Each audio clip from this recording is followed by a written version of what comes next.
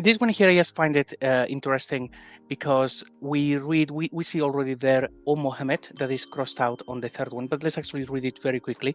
So these are the verses that introduce Sharia, which I think it's meant to appear only twice in the Quran, but this one is the go-to verse where people will go and say, okay, this is all about Sharia. So this one here, I just find it interesting, and we did certainly give the children of Israel the scripture and judgment and prophethood, and we provided them with good things and preferred them over the worlds. Okay, so far so good. And we gave them clear proofs of the matter of religion, and they did not differ except after knowledge had come to them, out of jealous animosity between themselves. Indeed, your Lord will judge between them on the day of resurrection concerning that over which they used to differ. And now, then we put you, O Muhammad, on an ordained way concerning the matter, basically spoken before, of religion. So follow it, and do not follow the inclinations of those who do not know. Now, obviously, Muhammad there changes the meaning entirely, but otherwise, if we read it without him, verse 16 would be addressing simply the children of Israel. So that's AKA, that's the Jews. And they seem to actually be happy about their scripture, their judgment, and their prophethood. So far, so good. Then in verse 17, it says that they did not differ until knowledge comes to them. Right. And then the final verse, you, which would be understood as you, the listener or the reader, were put on the right path. Now, the questions that I would have on this is, what was it that famously made the Jews differ? I would say the Talmud, the imposition of the Talmud on top of the scriptures. But the thing is, Mel, the verse here is saying that came to them knowledge, as in, okay, I guess you're right that it's not explicitly that the knowledge is coming from God. I'd have to read it again. Is it not saying that it's coming from? Okay, so it could be the Talmud, I suppose. From where? Yeah, go on. Just drawn from Odin. Odin interprets the word kufar that appears as coverer. So the idea is that from his understanding, is that the Talmud, the rabbinic Judaism, is covering up the scriptures because of this rabbinic oral tradition that's been applied to it. Okay, so but then the idea would be that this verse is referring to knowledge here as being the Talmud, and then it would say essentially that this came. Essentially, my intuition, it seems to be referring to more so the event of Christ's coming. That's basically my intuition, but I can see how the interpretation of Talmud could work too. I think I lean more on Kash's side. It's more about that they differed after they knew that Jesus came. So they kept saying, right. Was he a magician? Was he the Christ? Was he not? Oh, I got you. All of this stuff. Yeah, okay. Yeah.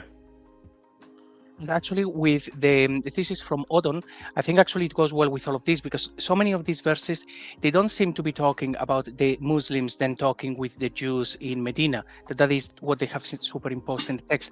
It looks like there are a group of people who are trying to convert the Jews to believe in the Messiah, and that's what they are covering when it means about the coverers is the ones basically that say, oh no, he didn't fulfill any prophecies, no, he didn't come, or he wasn't real, or something like that. And these people are preaching like the opposite. So with that, seeing that the Quran keeps talking about the Messiah and all these things that we have seen and so on, I would lean towards, okay, so they are okay, basically they are Team Moses, and then knowledge, which to these writers would be all about the Messiah and what people are covering and so on, that would be the knowledge that comes to them. But then you get two camps. You have Team Moses and then you have Team Jesus. And obviously the last verse is a little bit like, okay, so is this supposed to be an instruction to someone who is just listening to a preacher?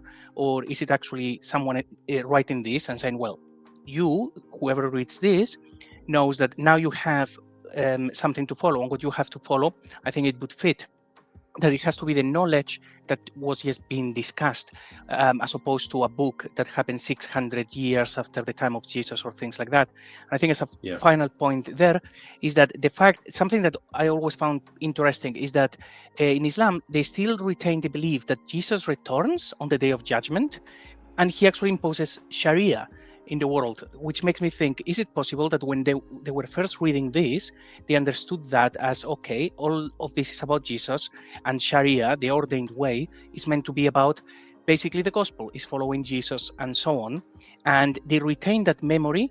Then obviously they created the Sharia of Islam, but they couldn't remove that feeling from the heads of people. I don't know. And therefore, the idea of Sharia retains the link with Isa, potentially. I wanted to mention briefly about the topic of kufr, this KFR root.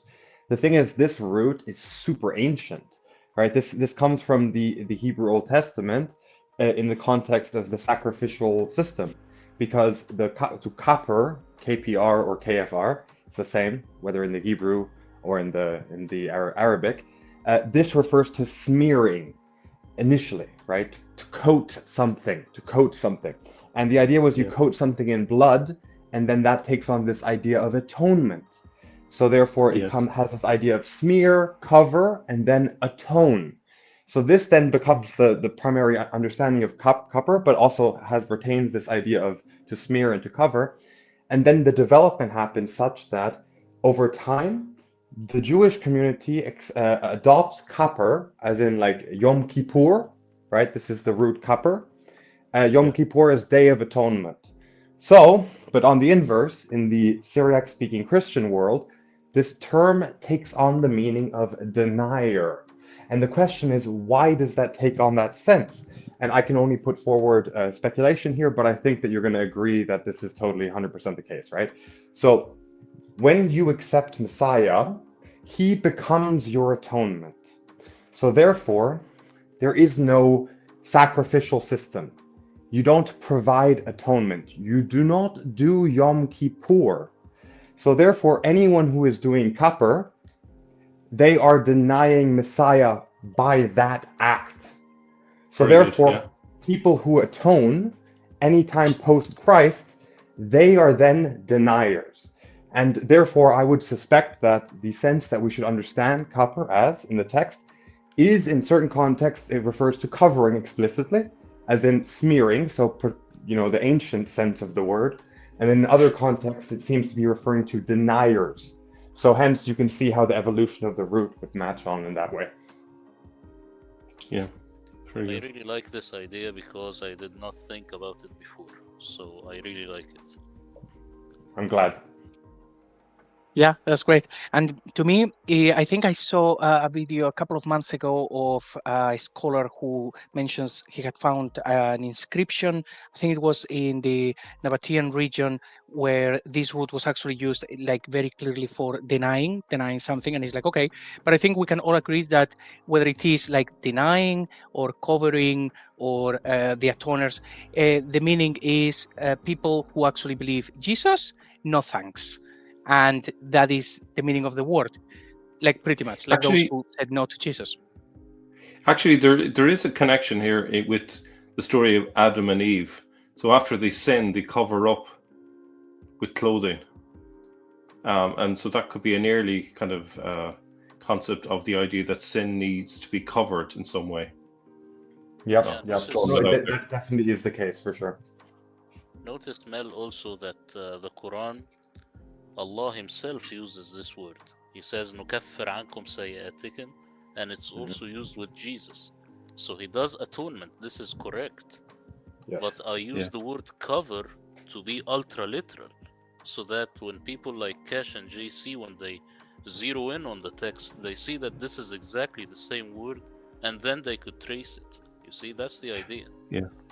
Yep, and your usage of cover is a perfect example to emphasize like that is correct in the sense of like your approach yielded fruit, because by just looking at it's used in these different contexts, what do we make of that? Is it the same word in all contexts? Your choice of the word cover, it just, I guess, happenstance of English language, right? that word works perfectly in the different contexts, right? Because cover, you just need to know that cover, then atone is one step away, right? But cover covers this, cover covers the different context. Yes, but That's there fun was there. a very fine line between me saying atone and just cover. So that's why I left it this way, so that people, Yeah. when they look at the text, they could also count how many times this word was said in the actual Arabic. So this was my intent with this work, actually. Something that we do a lot when we work with your translation, Murad, is we look for a specific word and then we do Control F and then see how many instances, and that actually makes us zero in on so many things, and it's phenomenal. One thing that I find very curious about all of this is that we know what the meaning of kufar is, and then think about how Muslims use it. It happens to be Muslims who are actually, according to their own book, they are the real kufars, but I think it's a bit ironic. It's a lot of these cases in the text. It's very ironic. Even in today's Middle East, young children, when they play ball, they call it cover, because they have a ball that's not professional, and they keep covering till it becomes a hard ball. So the word still has this meaning of covering up till today, you see? So it does mean cover, and it's still alive, this word. Yeah, and I remember I asked Odon once, so what do you think they actually cover? And he said, the Messiah. So it is all about this. And it's really interesting because the book keeps actually talking about Jesus as the Messiah, but then in their traditions, it's like, no, that doesn't mean that he's the fulfillment of prophecies. They completely ignore that and so on. So it's very interesting. It looks like the book was telling one story, and then Islam tells a completely different story. So very curious. Let's see what else Yeah, we can JC, actually find. also, Yep. I don't wanna forget this point. There is a word in the Quran which is kuffar, and all the translations they have it as farmers. And I think this is one of the verses which has the word Muhammad. So in the future, zero in on this, because they are very liberal when translating kuffar in this instance into farmers. And this is a slam dunk that the Quranic author is actually talking about covering something. Very important. Okay, I'll have to look at that. That you're saying it's the base KFR form, Murad, Yes, it's or kuffar. okay. Kuffar as plural. All right, Okay, I'll so look that's into that. great. I've made a note. We haven't noticed that because, in all honesty, we actually don't use the standard translation so much. So actually, we use yours or any other things, but certainly not those. Except when we actually want to have a laugh. So we are going to zero in on that one and see actually It will what we show you find. the So hypocrisy.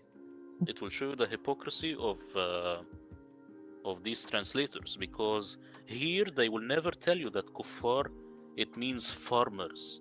They will just let it go, because of course it doesn't mean coverers. That's the idea.